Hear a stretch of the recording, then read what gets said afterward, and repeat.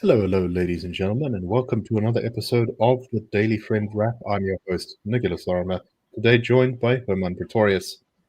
Today we're going to be talking a little bit about the ANC's election campaign for the local government elections. Is it in collapse already? We're also going to be talking about employment equity targets in the new Employment Equity Amendment Act. Those targets came into effect yesterday. And we're also going to be talking about a incident of crime and also capture. But we'll get into that later in the show. So, we're still at least a year out from the ANC's local government election, or from the local government election in South Africa. We don't know entirely when it's going to be. It's either going to be sort of maybe November, December, January, February, 2026, 2027, that part of the year. And yet, the ANC is once again in organizational crisis. We had reporting recently that the ANC is facing legal battles over unpaid invoices, with a company on Sunday revealing that it has taken the ANC to court over 20 million rands apparently unpaid from a bunch of invoices in terms of work that communications company did for the ANC during an election campaign. And Herman, we have to kind of ask the question, this is, the ANC had massive problems like this before the last election, and they sort of managed to kind of solve some of them before the election actually came, but, there were still many outstanding problems. Has the campaign already collapsed, or is that a little bit too over the top?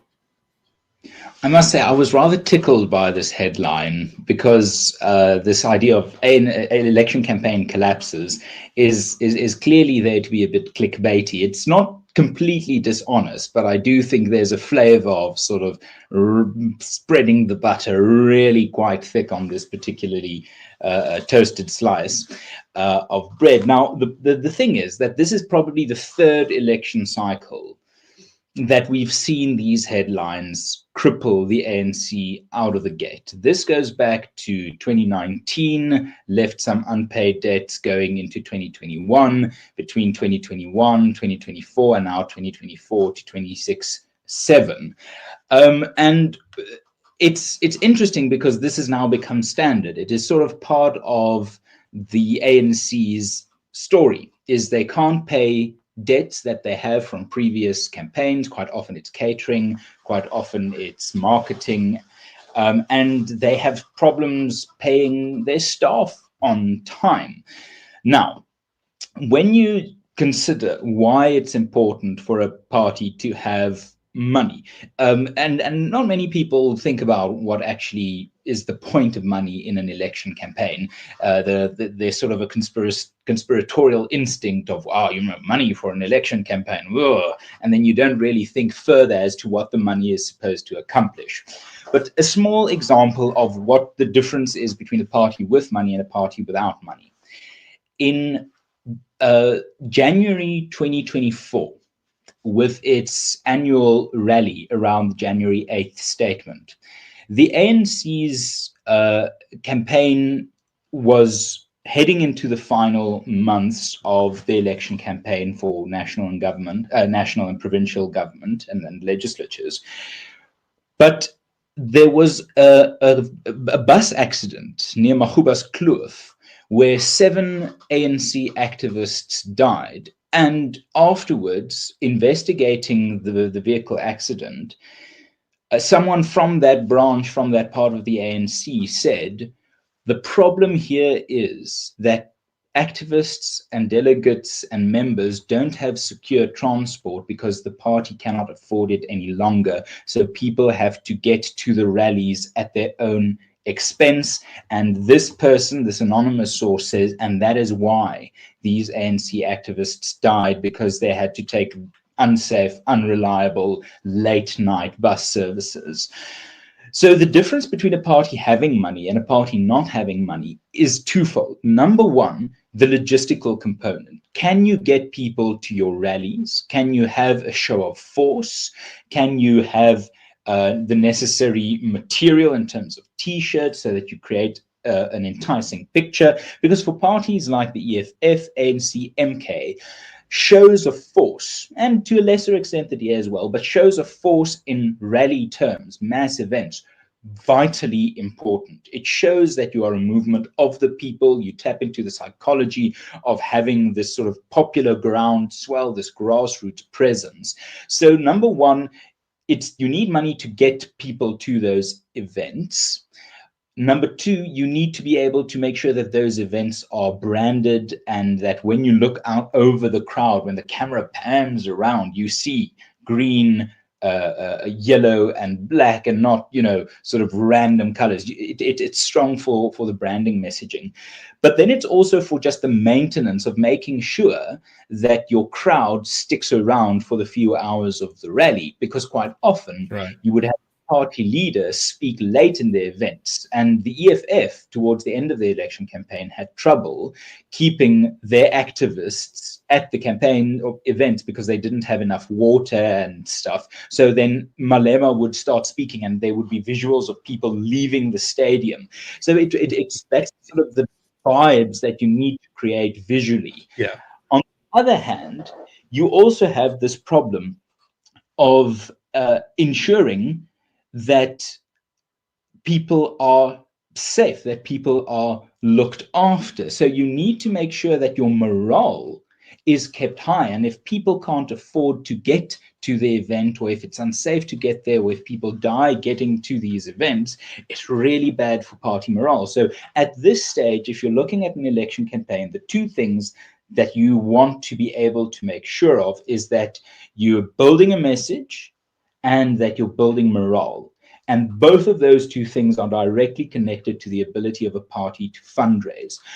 So the question about the ANC's fundraising capability this early is such a direct red flag to both the capacity, the ability to run a campaign, and the morale of the staff, that you will need to see it through. So this is why it is so critical. 20 million rand debt might not sound massive in terms of the ANC's, usual spending of hundreds of millions of rands a year. But the reality is quite intriguing that that election campaign collapse shoved into the headline there is perhaps a bit sensationalist, but it speaks to a deeper truth of a party really in trouble from the get-go. Right. We don't know their finances. I mean, we don't know how much of this is the party generally out of money. Is this, like so much that we see from government and the ANC these days of just like administrative incompetence. They didn't pay the thing. Are they disputing it with this company spuriously because they're unhappy with the services provided, whatever? But it just speaks to just chaos, disorganization, and all those sort of problems. And then, of course, all the things you mentioned. The other thing is online advertising, influencers, radio waves, radio adverts, billboards. There's so many things that help you to build that image of just this like powerful organization that is everywhere, get your message across. Yeah, it's going to be fascinating to watch as this unfolds over the next things. And there was a time when I think the ANC was outspending the DA so much in election campaigns that it was spending like more on T-shirts than the whole ANC election, than the whole DA election budget. Those days are gone. Yes, and that's as recently as 2016, 2019, when, the ANC was spending orders of magnitude. But if we look at the political donation disclosures recently, DA ahead of the ANC by some margin. Now, of course, that's complicated by the fact that the ANC funnels everything through Chancellor House Holdings, right, through Luthuli House, so you can't really get a good sense. But at this stage, particularly heading into a local government election campaign where the ANC is notoriously weaker, they struggle to get their activists out. National and provincial campaigns, very much the ANC's stronger suit. So not only do they face the headwinds of financial difficulties, increasingly biting at their capacity to run a campaign, it's also heading into the type of election that typically hurts the ANC. So that all these things are starting to align, that could genuinely put us at a position where the DA and the ANC meet each other at the 30% mark for the first time in a general election. And then, of course, the other painful exercise the ANC is going to have to go through is, and this always ends up in drama and violence and that kind of thing, is the selection of councillor candidates for wards across the country. And there's still many parts of the country where those are safe seats where the ANC is not going to be challenged. I'm thinking like rural Limpopo, places like that. And that always causes factionalism. Sometimes it results in violence and murders.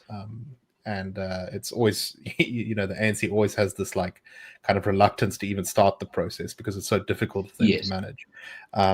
So we still have to see that process, which is also going to cause major problems for the party. And you're no doubt going to see a few months from now some ANC municipality or branch or something declaring that they're not campaigning anymore because the wrong person was chosen as this candidate or that candidate. So the problems have only begun.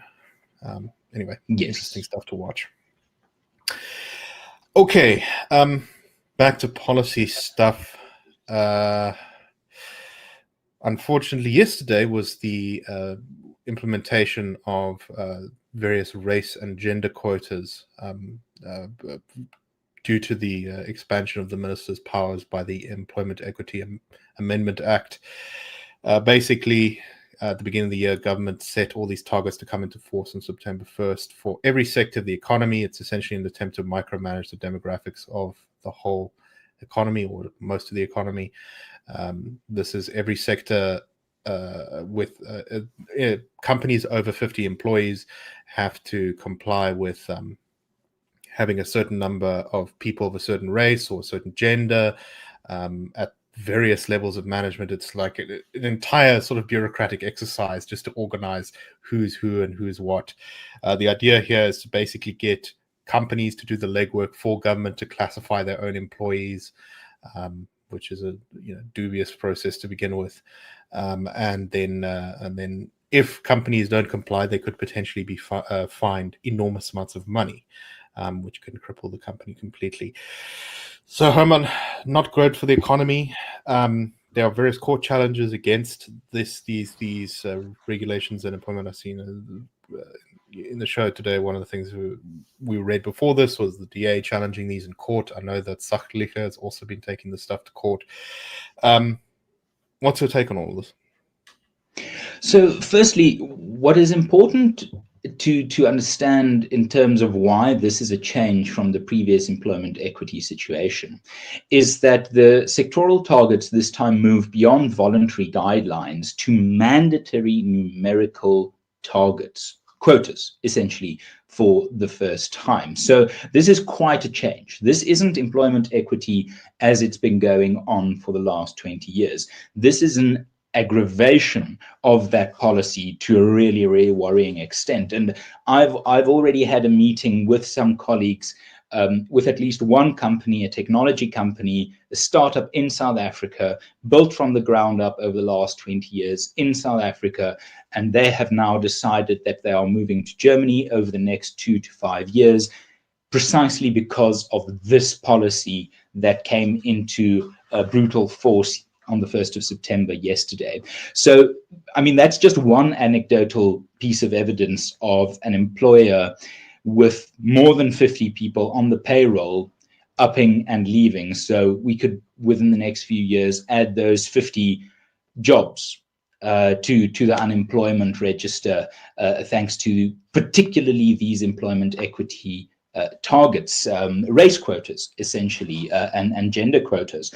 And what this business person told me is that they've been bending backwards, was this phrase. They've been bending backwards on BEE, on employment equity, just trying to make it work because they aren't ideologues. They don't do the politics of it. They do business. They want to be able to make money, expand, employ more people, grow their market share, and just that virtuous cycle of making sure that you deliver services or goods that people want to pay money for. The more you deliver, the more client base you build, the more you can expand your offering, deliver more. It's just that virtuous cycle of really economic growth at the SME scale. Now, across 18 economic sectors and at the 4 levels of occupational management, you've got top management, senior management, professionally qualified and middle management people, and skilled technical roles. So this really reaches from not quite the lowest rungs of an organization, your unskilled labor, not quite at that level, but immediately kicks in at technical skill, technical roles, takes it up all the way to the CEO level. So it's about, I would say, between 70 and 80% of a company would be subject to this. Number one, hard numerical targets, hard race quotas, hard gender quotas, and these quotas are bizarrely connected to the EAP, the economically active population.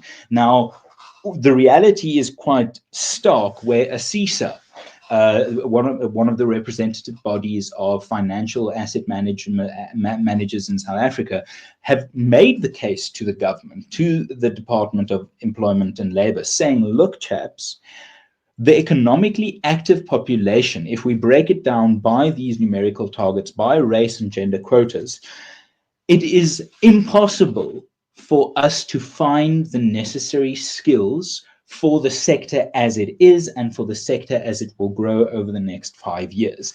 They would need to appoint hundreds of thousands of employees that are not qualified, because if you're part of the economically active population, it doesn't mean that you are suitable for employment in the financial sector necessarily. Just because you're the client of, say, a bank doesn't mean you can work for said bank. So you've got the economically active population, let's say 7% of them is of group X or Y, but in terms of the employee scope from where this sector can appoint people, only 2% of available workers are of that particular identity.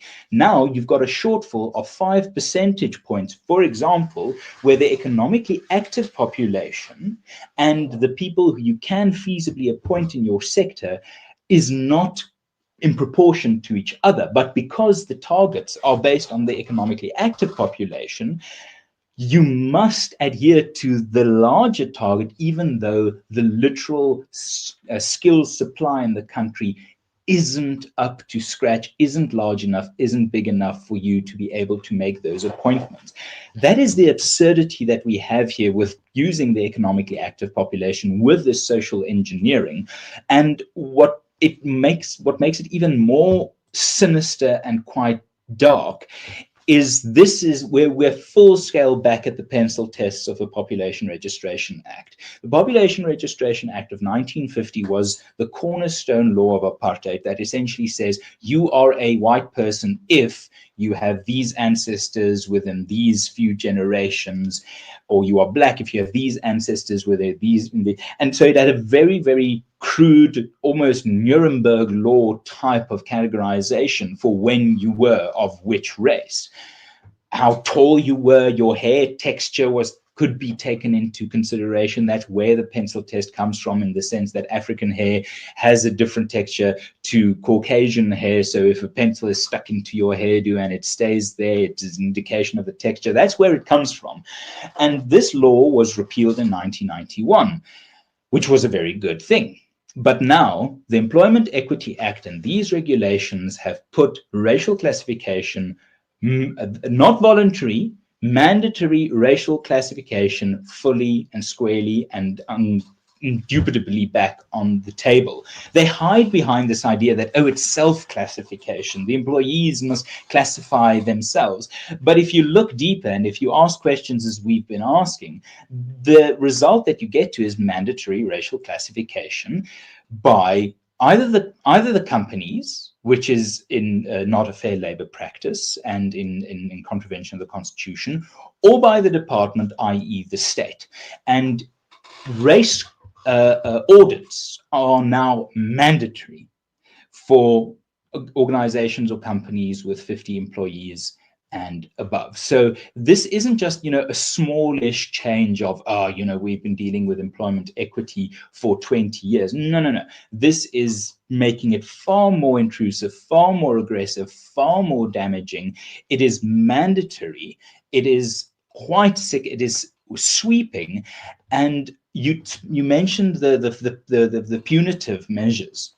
Non-compliance risks orders and fines ranging from 1.5 million rand or 2% of turnover for a first offense, or 2.7 million rand or 10% of turnover for repeated offenses. This isn't profit. This is turnover. And if you are in a sector where profit is just a sliver of turnover, as is the case in many under pressure sectors, then your profit will be wiped out by, because let's put it in context, in retail, in grocery chains, if you have a profit margin of 8%, then you're bloody happy. If you make 8 cents on the rand profit, then you are a massive success story. Your shareholders will, just be over the moon. This takes that idea of the 2 to 10% of turnover, eradicates any profit you might make. It eats into your operational capital. So it is crippling in the extreme. So we are in a situation where 4 things can happen. Companies can ignore and get away with it because the state might not have the appetite or ability to enforce these draconian targets. That's sort of the best case scenario. Still horrible because it already is having a chilling effect on the economy. Or you can be in a situation where these companies just simply go, we don't have time for this nonsense. This isn't what we came into business for. We're closing down shop. All companies can simply cut to be below the 50 person employee mark, in which case jobs will get lost or jobs won't be created that could have been created. Or these companies will fight the hardcore fight all the way to court and win, or finally they will fight and they will lose. In all 4 of these cases, even in the best case scenario, what you're looking at here is either capital freezes, capital confiscations, capital departure, or the loss of or massive opportunity cost in terms of expanding capital. This is sick, it is illegal, it is unconstitutional, it is desperate, it is aggressive, and it is something that a brittle economy like South Africa cannot afford. The IRR will be continuing our campaign against this. We will be supporting court cases. We don't go to court primarily. That's not really our style. Our way is more to make sure that the arguments delivered in court by others is of substance. And we are glad to report that we are seeing some of our own arguments being incorporated into existing cases, whether it's the DA or Sakelicha. But the IRR will continue our campaign against this, and people cannot, must not, should not underestimate the gravity of this situation. It is toxic, it is dangerous, and it needs to be defeated. 2 very quick things to add. One of the problems with the legislation is it also gives the minister, I believe, quite significant powers to exempt companies. So this creates a situation where government can essentially go to any company that's not compliant, as you've just laid out. There's all these problems with complying, and say, oh, well, nice company you got here. Be a shame if we investigated you for non-compliance. Maybe you should do what we want you to do on some other thing. Maybe a certain donation to a certain political party could be of great value to your ability to avoid inspection and prosecution on this. So there's a sort of whole corruption aspect as well baked into this. And then also, there's going to be a tendency from some defenders of this stuff to say, oh, look, it's just 2 white men on a podcast, complaining about racial redress and justice. And of course, one of the darkly amusing and horrifying parts of this legislation is that it doesn't just target minority groups or whatever. There have been cases in the past where similar types of laws have been used against Black South Africans. They'll say, oh, well, we've got too many Black females in this profession, therefore we can, we only have space for Black males or for a colored female or something like that. This is what happens when you micromanage the whole economy and sort of try to demographically organize the whole of society. It's not going to work. It's impossible. You are going to run over people, even the people you are pretending to help. And there's no evidence to think this will help the economy or racial inequality. None whatsoever. Right. So this is going to hurt primarily you poor people, and yes. because most poor people are black, it will hurt mostly black South Africans. Yeah, and you mentioned that there have been already cases where these types of rules have cost black South Africans. These aren't pre-1994 things. This is like 2016, 17, where I think it was the Cape Bar Council had sort of these rules about the composition of their sort of managing authority. And there was a black advocate who received more votes than a female black advocate who received more votes to serve on this council than a white colleague. But because because the black female quota was already filled, she wasn't elected, and the person with fewer votes of the quote right race to match the structural engineering of this racial situation got elected. So we shouldn't think that this is sort of some obscure corner. And you know what, Nick? Ironically, me, the two of us, we won't be affected by this in terms of losing our jobs. Our organization isn't large enough, so this isn't us. Oh, my future prospects. We're think tankers. You know, we're quite happy where we are. But what this will do is it will rip out the heart of small business or small to large business in South Africa. It will divert costs that should be going to economically productive spend, and it'll just, dump it into this toxic waste of structural racial engineering. So it is incredibly dangerous, and it gives off more than just a stench of apartheid. All right, let's move to our last story, and this is one of those bizarre stories that I just want to know more about. Relatively recently, Arms Corps, which supplies arms to the South African military, had a heist at its storage house at the Simonstown naval base. According to police and some of the reporting on this, there are suspicions that a security guard working at the dockyard basically let some people in to steal arms.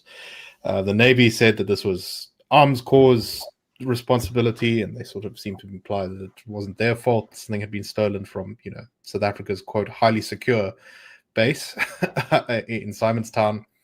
And the story wouldn't be that interesting if that's all that happened. But weirdly, someone sent a video to News 24 of a group of villagers who were preparing for a traditional ceremony in the Eastern Cape, confronting the suspects of this crime. Now, it's not entirely clear from the reporting how exactly they got caught, but basically what happened is a group of villagers in the Eastern Cape, about 1,000 kilometers away, these guys, I presume, lived there or had relatives there, came there, and the villagers figured out that they had done this crime and then began interrogating them and filmed the interrogation.